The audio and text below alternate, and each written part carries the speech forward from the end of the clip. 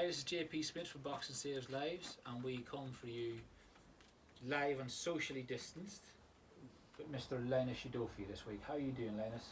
Very well, thank you. How are you? Did you see the way I did that little pause I always do? And you always think I've forgotten your name. I did that again this time. Yeah, you always do. How are you doing, man? Very well. I can't complain. Very well. How are you? Yeah, it's still it's a bit weird. It's still lockdown. We're about to be about 10 or 12 weeks into it, man. It's like the new normal, which is weird. I used to hate when people say that, but actually it's true. It's true. You kind of just get used to it, isn't it? You like. At first I was like, oh, this. You know what? I really loved it at first, and I was like, this is wicked. This is the rest I've been looking for. This is perfect. I get so much time to do so many things. Now I've done all these things, and it's like, okay, I'm bored again. But then I found more things. Now my life is going back to life slowly, but it is the new normal for me. Yeah. If that makes sense. This is the new normal. And to be fair, it's quite. I mean, it's had its advantages, in my opinion. Yeah. And a lot of massive disadvantages as well.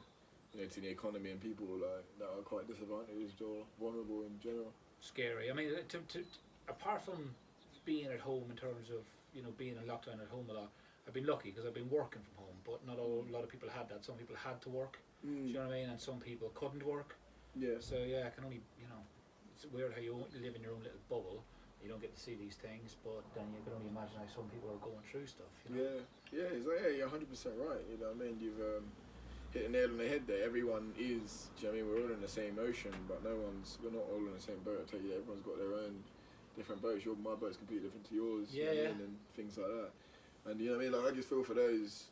Like, you know what I mean? This lockdown's been realistically a positive experience for me, a whole and whole. But there's some people that have really suffered through this lockdown. So do you know what I mean? My heart goes out to her. It's a really hard situation, and you do the best you can. And at some points there's been a lot of negativity through this lockdown, but there's also been a lot of positivity as well, where people have actually come together. Yeah. To an extent, Yeah. I mean, one of my biggest concerns at the beginning of the whole thing was, what we talk about before, you and I speak about, boxing and the positive effects of boxing. I was thinking about how kids can be affected and what kids who are on care are going to be left wide open for when this lockdown happens, man. And how people are going to be able to, basically target them. And I think that's what's about to come out, really. Yeah. So it's a big concern, man. Yeah, there's so many. Like I've seen, funny enough, I was talking about this to one of my friends earlier, literally about maybe 2 hours ago, and I was talking about, I used to do where you came down to the Aylesbury gym, and I was working with one of the kids from Aspire schools, and basically, some disadvantaged children, and now that, COVID happened and everything stopped, I still see them a lot, but on the street now. Yeah, before I only saw them, when they came to the gym and they actually were learning so many things. And I see them on the street. I can't speak for them. I can't say, they're doing something they shouldn't be, because I haven't seen that. Yeah. But it's the fact that they're out. And somebody can get to them. Yeah, and something can happen. You don't know what they're doing. You don't. I mean, when they do see me, they're always like, "Yeah, I want to get back to your thing, man. I want this all to be." And and you do, and people can just slip back into old habits and not come out of it. Yeah. So let's. Yeah, I mean, I do think about that a lot, and right now there's not much you can do about it. No. How can you really get kids like that to sit in front of a screen? Yeah, it's tough. It's hard. Tough, yeah. It's hard, They want to be doing it. They want to be doing something there. Yeah, especially kids who, like we mentioned earlier, kids whose mums or dad are living in jobs, working in jobs, where COVID doesn't particularly matter. They have to be back out there. They have to be out there working. So those kids are kind of left alone. So they don't really have anything other than getting out and trying to see their mates. And obviously we do things like this where we like to do things where people can have a watch and see and understand what's going on in the world. And what we this whole thing with Boxing Saves Lives, and this in particular with the James Campbell Collective, was giving people something different to think about while all of this is going on. Do you know what I mean? That's just thinking there is an alternative out there. And we're building up to when boxing gyms come back and all that kind of thing. So yeah, like you said, boxing. Do you know what I mean? The whole Boxing Save Lives thing is not. We're not saying boxing is the answer. It is an answer. Yeah. And do you know what I mean? There's a lot of unsung heroes out there. The first person that always pops into my head is Liam Conroy for what he's done for the community and what he's. Do you know what I mean? And he deserves a lot more recognition than he actually gets. Yeah. And you know what I mean, he deserves a lot more help than he actually gets as well. You know what I mean? Yeah. And it's people like him that really make a difference, and people like him that helped me pave the way through my career. And he gave me, do you know what I mean? I was never in anything like that. I was never on the street. I was never in any crowd like that. But he really got me ready for the whole boxing scene and the whole boxing life, and he really made me understand what I had to do to become successful, and not just boxing, but in general, in general, you know. And he's someone I just wanted to give a quick shout out to. That's brilliant. Yeah, fair play, and that's a good point, because when you think about somebody like Liam, and you think about some of these young people, and again, you're doing exactly the same thing at the moment, is that sometimes they need that positive male role model in their life that's outside of their normal circle. Do you know what I mean? Like those young kids who you will meet and see out, and they're like, I can't wait to get back to boxing. They like to have that person in their life who can actually say, you know what, this is what you need to be doing. And whereas you, in the same, like your mum and dad can tell you everything, but then Liam can tell you how to understand boxing and stuff like that. Yeah. And they can teach, you know what I mean? So he has that part of his life that his experience can give to you. Yeah, of course. But, and then, you know, I noticed you mentioned, like, you know, male role models. Like, with that school, I noticed that a few girls were there, and they came down to the boxing, but just to kind of watch it, you know, they didn't really want to get involved in it. And I thought, I really want to help them, but I can't relate to them. I mean, I'm young like them, but I can't relate to them because these are girls now, you know? Yeah. And they'd love it if there was another girl in here, like, you know what I mean? Like, maybe trying to, and, you know, I kind of feel like at some point, more women, I'm sure there are women out there, but more women could kind of go down this angle as well and try and help the girls out there that are in the same position as some of the guys out there that I deal with and we deal with. Yeah, that's a good point. I mean, it's like you have a lot of situations now where girls are getting involved in all these things. We think of things like county lines, they're getting pulled into it in a different way. The young boys can be dragged in with, can be the glitz and the glamour of, you know, you can have all this money and all that and get pulled into it, not realising what they're getting snarled up in. But then girls can be the other way, because they can be dragged into it by, you know, older boys who let on that, you know, they're really into them, and next thing you know, they're being turned over and they're... And an emotional factor, you know, and it really, it's not a fair start. No. It's not a fair start at all. And, you know, if they had kind of...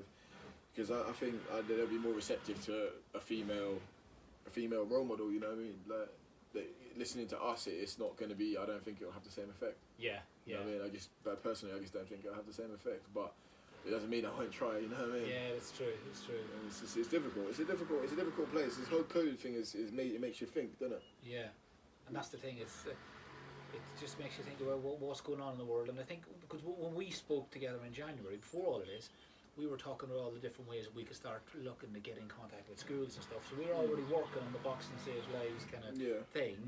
And now this has happened, and then you're thinking, right, okay, well, all of this has happened. So what else is going on in the world as well that we can kind of be looking at helping and stuff? But it's funny you say about girls and that. When I spoke to Ticey Gallagher the other day, Ticey, and she was saying that quite often she's been the only girl in the gym from when she was about 11. Now she's the only girl out there throwing pads or hitting pads and getting in, you know, and becoming an amateur fighter and that.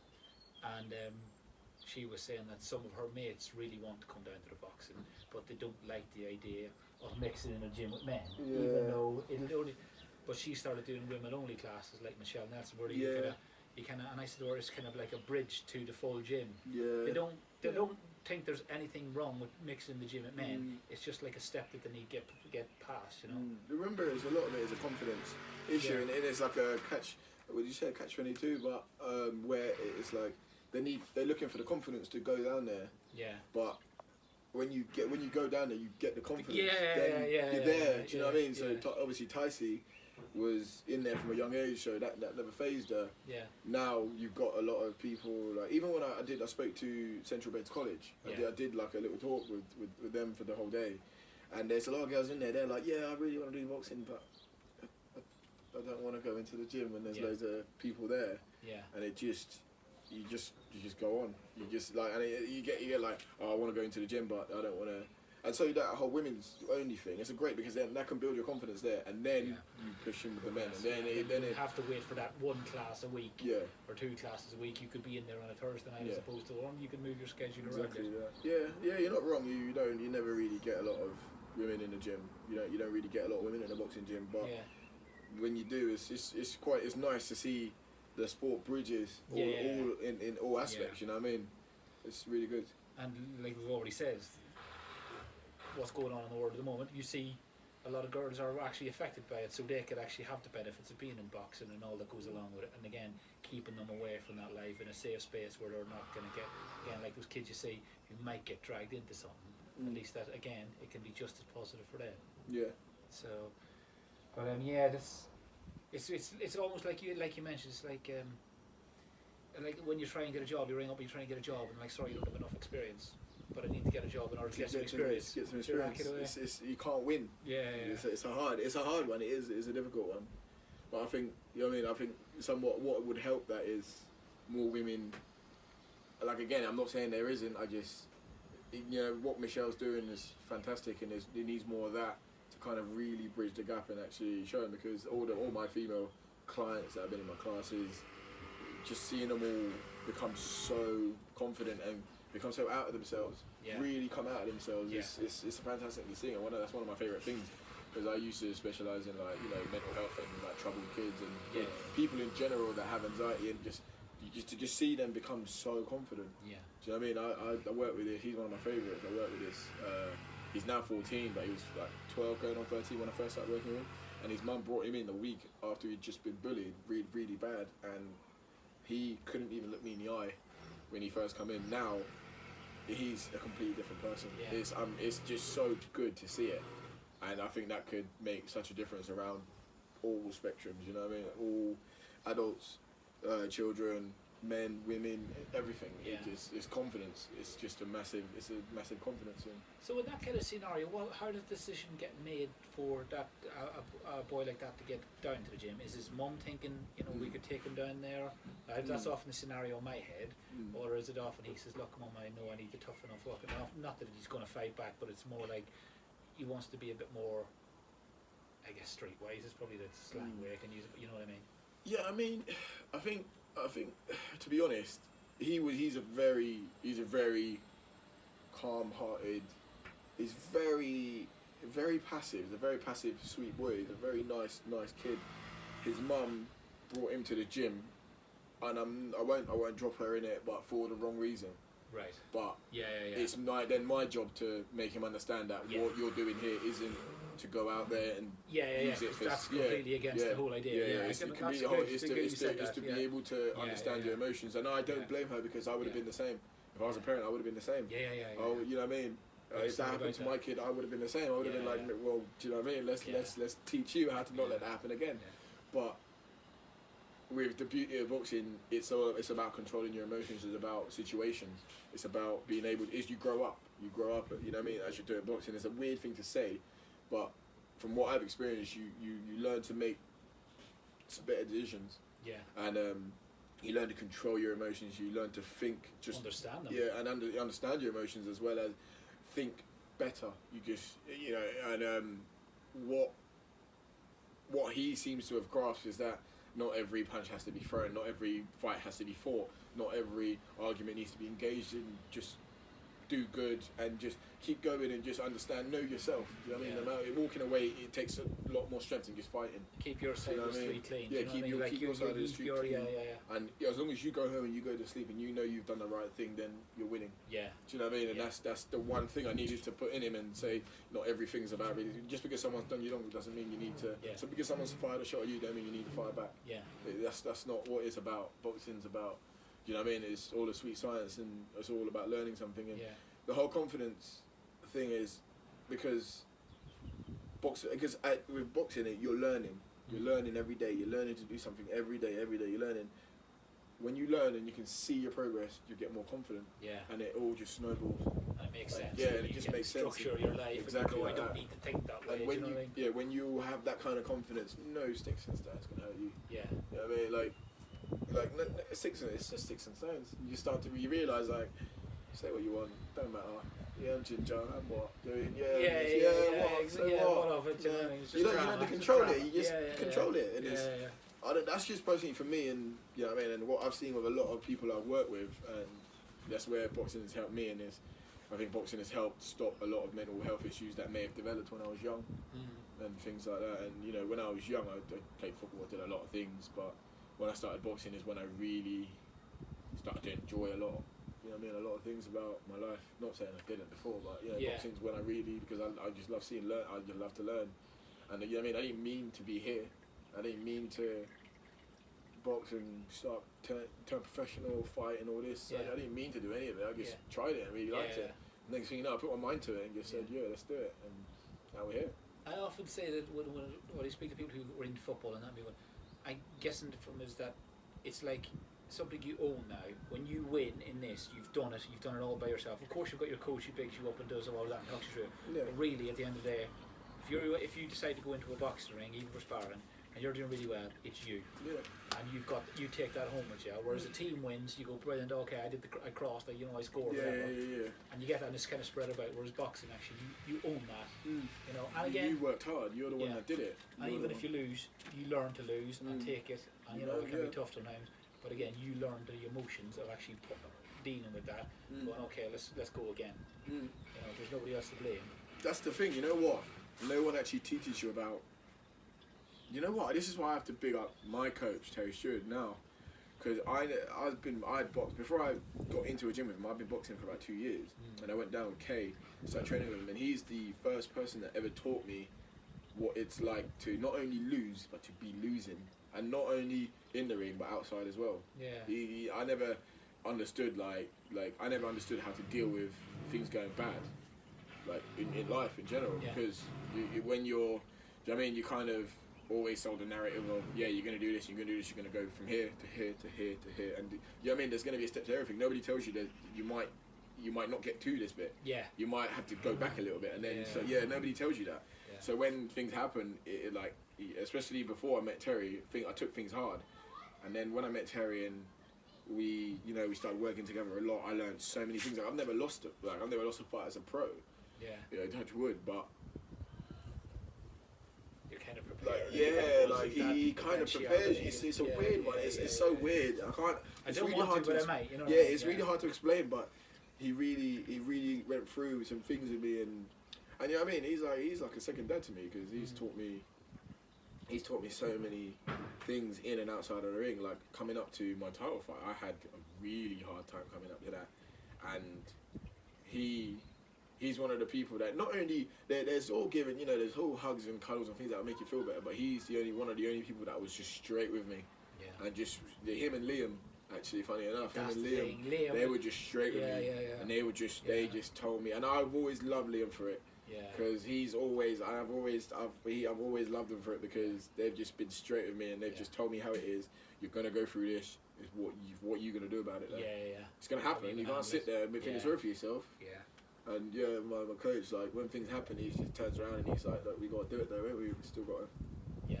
This just happened. We still got this coming. So get up and keep going. When you go through things like recovery, when you go through recovery, one of the things they often tell you is that you're no longer running the show.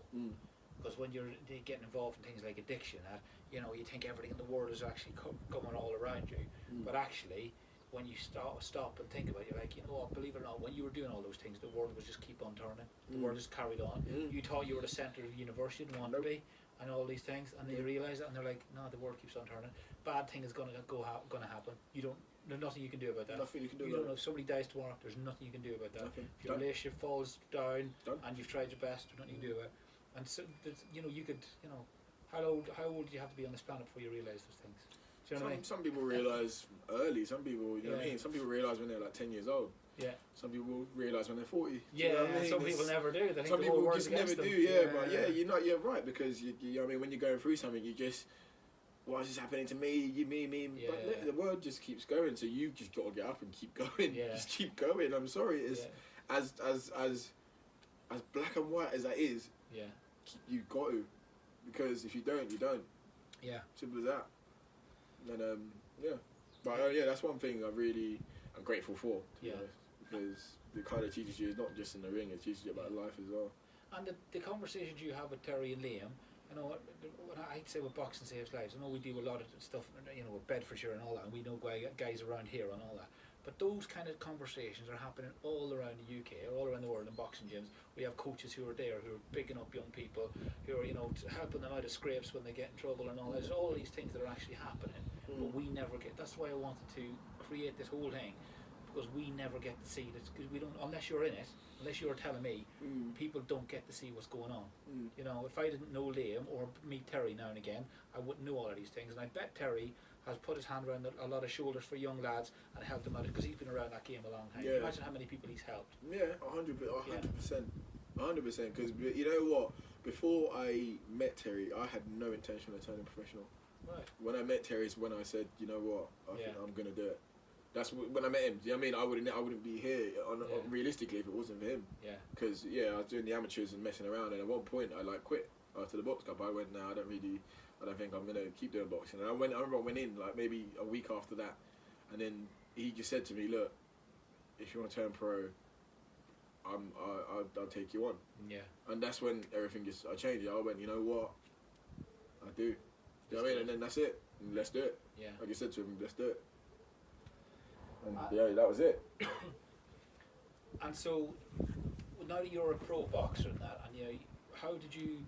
Because it's been about over a year now since you started doing your own thing and you kind of training kids.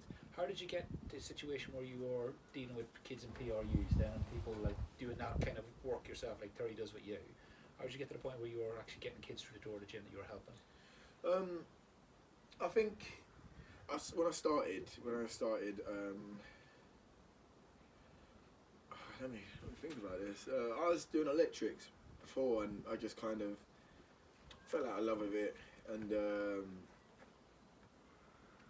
I'd already done like personal training before, qualified, and I just said to myself, you know what, I don't want to do electrics anymore, if I'm honest. Maybe not forever, but I don't want to do it right now. I don't want to do it anymore. I kind of want to do something close to what I do. I want to do some coaching, not some coaching per se, but some personal trainers, helping some people, lose weight, help with their anxiety, just help with their confidence in general. And it wasn't really specific to kids. It wasn't really specific to anyone. It was just specific to anybody that felt like that I could help. Yeah. With the whole mental health aspect of it, which is anxiety and all that, and all things like that. And I expected it to just be, a lot of adults, but a lot of kids came out of the woodwork. A lot of parents came towards and goes, listen, I put an advert out, about anxiety, about learning about this. And funny enough, I actually used one of my friends' cousins, 2 kids, and just just doing some bits with them. And I got them to talk about it, and they were like, "Yeah, I felt so much better." I actually remember that now you say that. Yeah, that's great. Next thing you know, it just flooded with parents. Yeah. Going, my kid needs this, and then it just started rolling off, and it just kept on going. It just, it just kept on going, and it wasn't just, it wasn't just kids. It was a lot of adults, a lot of people around my age, people older than me, a lot of women, a lot of men. Funny enough, because obviously, of course it would be. A lot of men going through. I didn't realise a lot of men that would be going through so many mental health, that would have so many mental health issues coming to me about it. Well, that's the thing we forget about when we talk about young kids and that, is that you can help, boxing have so many people who are older as well. Even you go down to the gyms now, any gym, you see the older lads in there, do you know what I mean, grafting away. And I was undergoing, I haven't been to the boxing gym in about 4 months. You know what I mean? If I'm lucky, I'm looking at these guys going, I can't do that at the moment. And I don't mind taking a few pictures and writing something up, but I'm not doing it. But there are people in there, people in their 50s even, there, doing a session, doing the groundwork and all that. It's amazing to see that. And it's just, it's good. I'm learning so much myself in general, and just when you're talking to so many people, you learn to, I don't know, you kind of, because it's not just, I'm training you and that's it. It kind of, you build a relationship you build relationships with these people. You get to know their lives. You give them advice to an extent. You talk to them. There's so many different. Your job isn't just a personal trainer, or a coach or anything. And then the school came knocking on my door. Aspire School just literally said, "Oh, how you doing, mate? We've got some troubled kids and we want to." That was going to be the next bit. Where we get to that point, Literally, that was it, and they just, obviously COVID's just messed up everything, but, I'd secured maybe 4 contracts with, 2 schools and things like that, just, it just, and it was really picking up momentum, and it just, and the next thing you know, it just, this COVID just really got in the way of it. which is. And what was the patterns among the young kids that were kind of pointed in your direction then? What kind of issues were those kids having then? And what kind of age range are we talking about for starters? For what I had from 11 to 16. Yeah. 11 to 16. Yeah. And that's where I think I want to say the most vulnerable are. Yeah. To an extent, because a lot of them have so many anger issues. A lot of them have issues from home. Yeah. A lot of them just need an escape, need some attention, need some confidence building, need something to focus on. Yeah. That's why a lot of them don't really have a lot to do. So it is easy to just run with the wrong crowd. And what I noticed is a lot of them are really angry. Just so angry. Not they're not even sure what at. Yeah. And then as soon as I show them some attention, give them some, show them this, show them some attention, show them some something to do. They do it, they achieve it, or they're doing something and they do good at it, and then they get props for it. Yeah. Then you see their whole attitude change. Yeah. And then they're like, oh, actually, I can actually do something. Because a lot of them do probably feel worthless because that's probably what they've been told most of their life. So one thing I looked and I see some of them, their faces, and they're like, come up to me and they go, mate, I was training the other day, I was doing that shadow boxing and I was practicing that thingies, and I'm sitting there thinking, damn, you went home and you took that what good, man. That makes me feel good. No money can make me feel like that did. Do you know what I mean? Great. No amount of money can make me feel like that. And I went, that's good. And I started to really see that all of them just coming in, they're listening. Before when I first come, they showed me a lot of respect, but now they're respecting because they didn't like their teachers. Yeah. And they'd come in and they'd disrespect their teachers, say all day, and I tell them that that's not cool. It's gonna get you nowhere. Yeah, you can't do that. Yeah. That will take you lower. Yeah. And lower and lower. Yeah. Yeah. You need to act better. Yeah. You need to act better. The better you act, the more opportunities you give yourself. So, and as I just watched them progress, they now came in very well behaved. Always, they're quite. I mean, they're good kids. They're all good kids at heart. Yeah. They are kids. That's they're just kids. They're all good kids at heart, and they're just. I don't know. They're just not no confidence at all. Yeah. I mean, they're not confident at all. But I really started to see something coming up to the back end of it, and then obviously COVID happened, and they look up to you. And I always said to them, like where I am as well, I've got a massive responsibility, not just wanted or not. Like when they're looking up at me and they go, yeah, you fought, you had a fight, man, you smacked. Like when I won the title, they all come look to me and they were like, oh my god, you well done, man. They were looking at me like, wow, and I goes, bruv, it's just if you just put your mind to it, if you just, do you know what I mean? Just find something and just push. Go with it. Keep pushing. Yeah. Keep pushing. Don't let nothing stop you from it. Just keep pushing. Give 100%. You're gonna be here. Yeah, I'm a bit bruised and battered, but it was worth it. Yeah. Do you know what I mean? Yeah. Like they looked at me and they were like, "You look battered." I goes, "Yeah, I'm a bit bruised and battered, but I've got what I was working for." So do you know what I mean? Like that's how it works. That's a great metaphor for life, because you know what, you'll have to do graft at uni. You'll have to do 1,000 interviews trying to get a job, and then you get the job, and then it'll all be worth it. You know what I mean? But you have to put that time in. Yeah, and I saw their attitude just change. Yeah. They started just doing more. They started working harder, and like again, it's a real shame that this COVID thing's happened when it has. You know what I mean? It's just kind of thrown everything out of whack, and I can imagine. I can imagine it's kind of turned. It feels like they've had their backs, like people turned their back on them. Yeah. Which nobody has, but it's just how it's how it is. Yeah. It's how it is. Like we can't.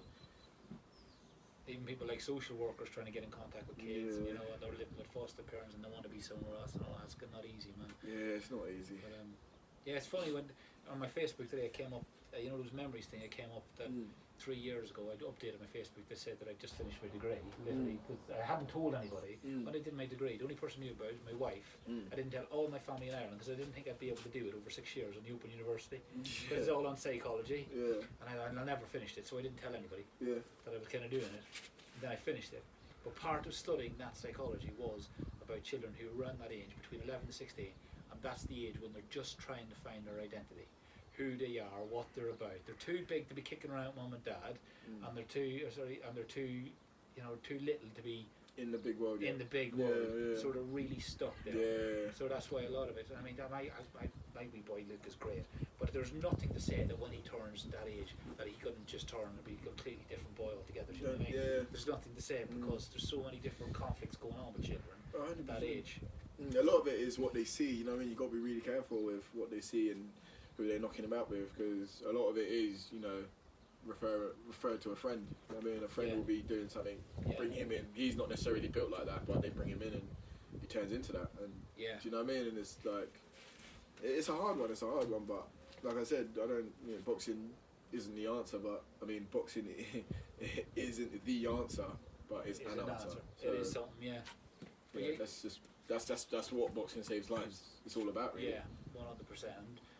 All we can do is just show people what can happen. I mean, the thing is, speaking to people like yourself, who lived the experience of it, are continuing. Do you know what I mean? To do it, because even after you're finished in boxing, you will still be doing something to do with boxing, one way or the other. Do you know what I mean? It's going to be, and I don't know. It's one of those situations I think about now. That I know that you can do in boxing and for kids. I know what the coaches can do. It's just making people aware that it's there. Do you know what I mean? And maybe getting people and kids into gyms before it gets to the point where their mum or dad has to drag them through the door because they're incredibly worried about them getting in with the wrong crowd, or they're worried about them going off the rails. Just trying to maybe getting them in. You know, like my mum used to say years ago, prevention is better than cure. It is. Prevent, you know what I mean? Just an old expression from years ago. Probably a TV advert somewhere, prevention is better than cure, but you know, stopping something from happening. My parents said that to me as well. Yeah.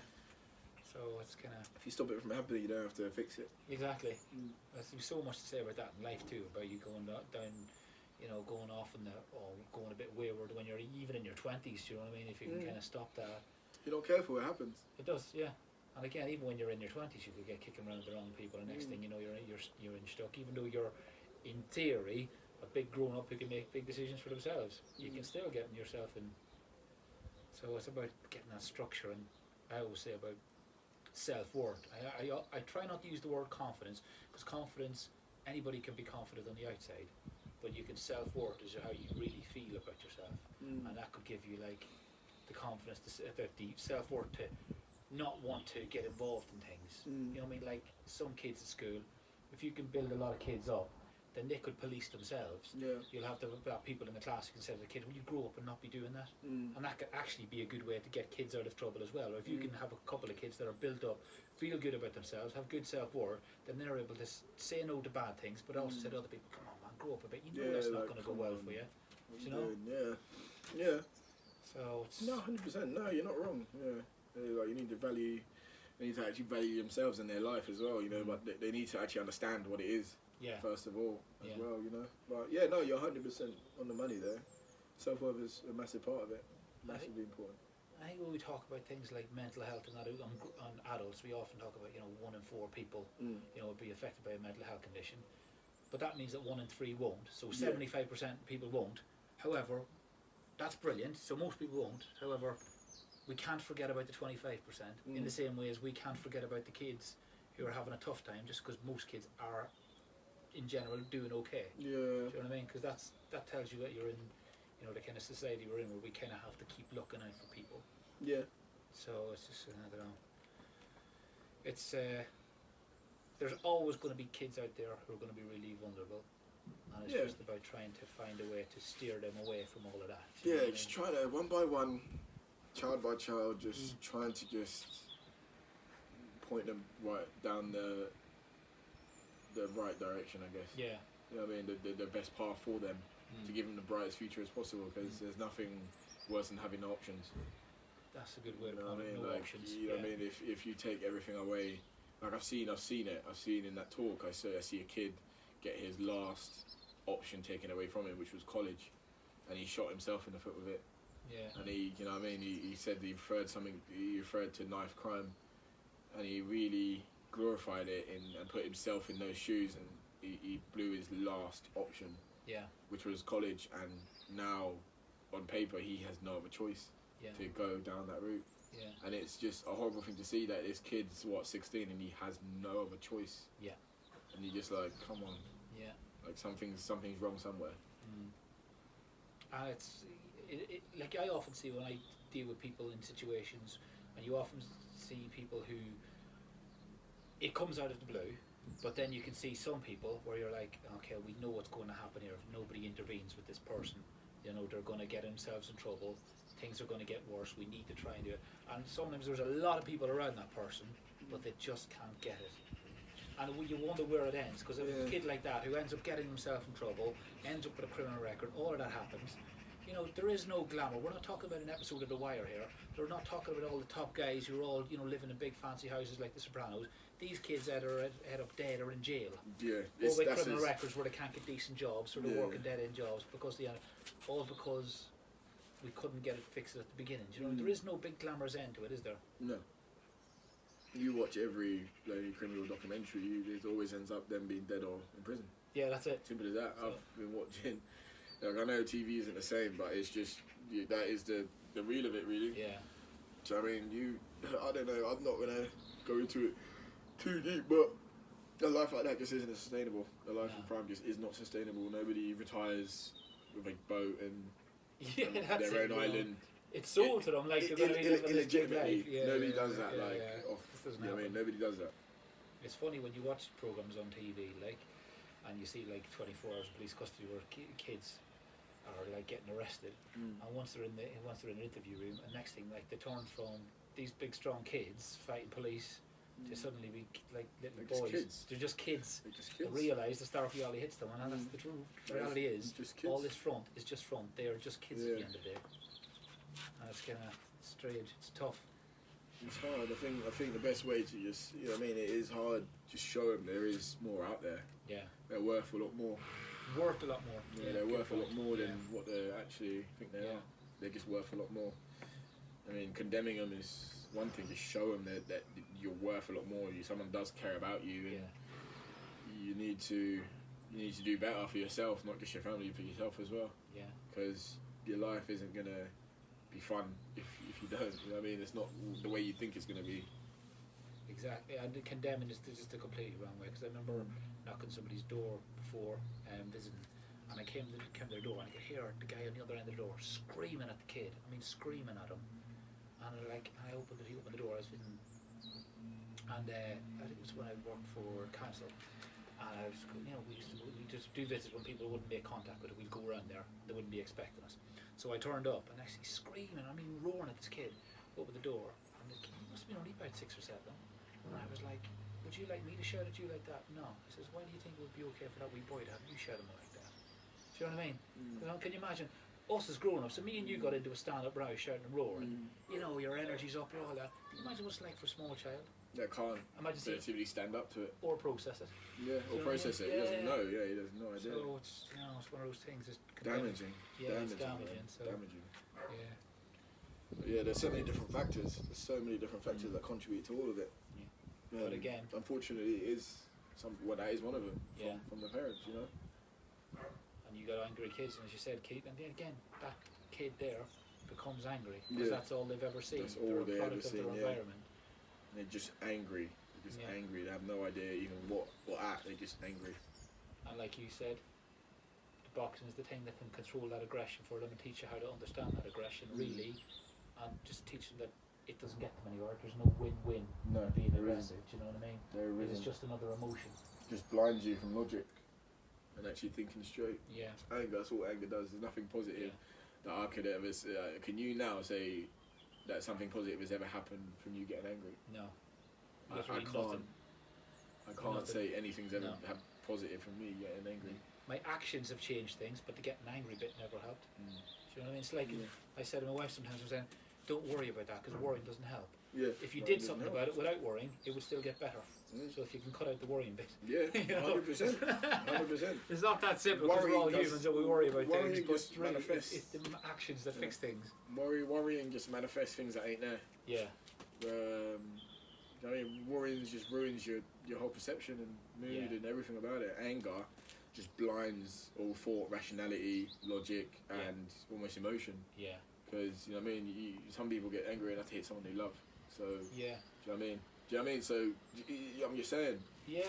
It's bad, you know what I mean? There's a kind of paraphrase, a quote by Mark Twain. It says, like, I've had 1,000 problems and some of them actually happened.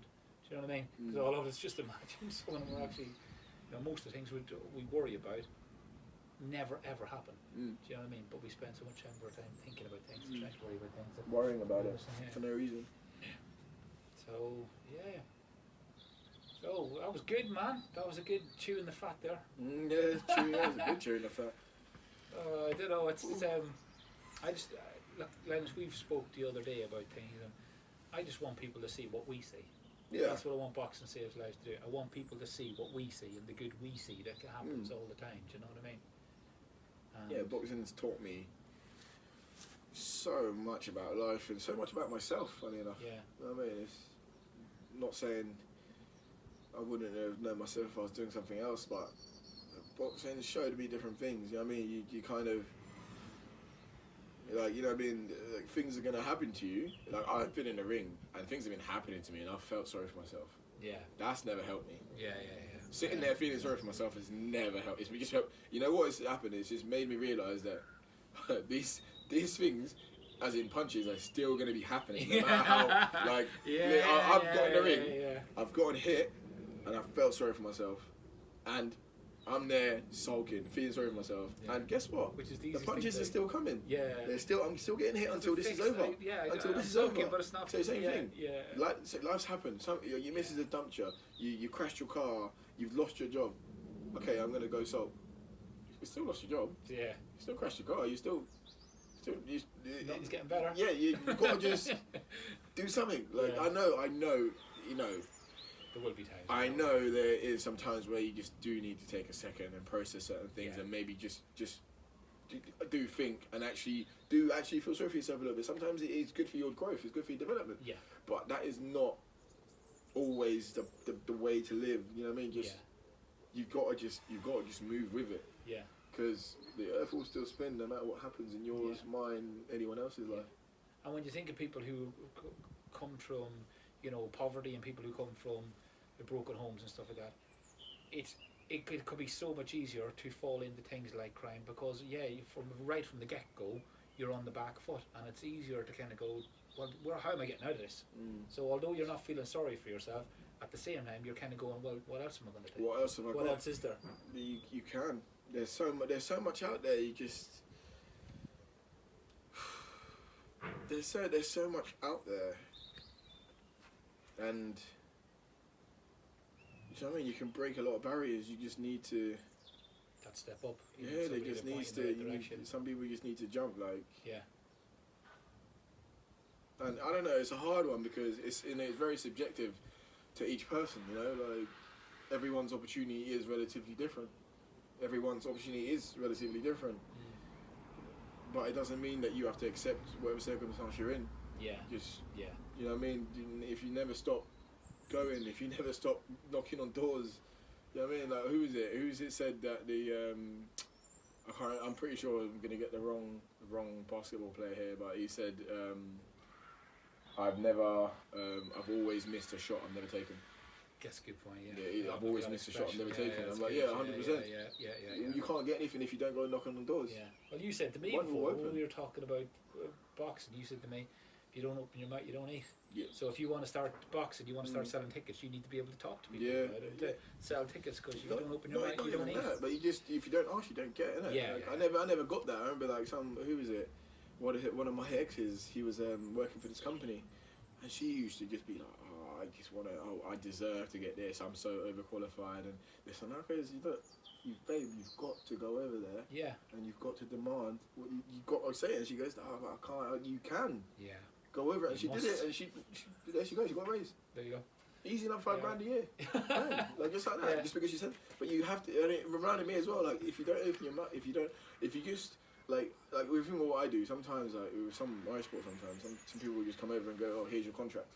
This is how much you get, and you're like, if you just sit there and don't open your mouth, that's how much you're gonna get. Yeah. But if you turn around and go, actually no, I want this. Oh yeah.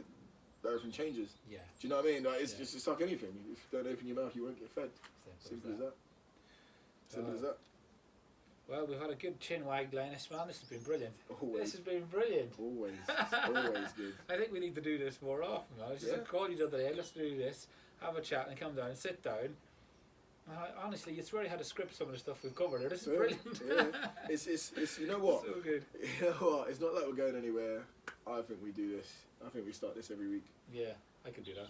I can do that. That was a great job. I ain't going anywhere, just training. Yeah. Well, listen, thank you everybody who's been following us and watching this today, and yeah, keep following the James Campbell Collective, and we'll see you all soon. In fact, we'll see Linus in a training video pretty soon. We'll be doing a couple more, yeah? Yep. There you go. There Thank we you. go.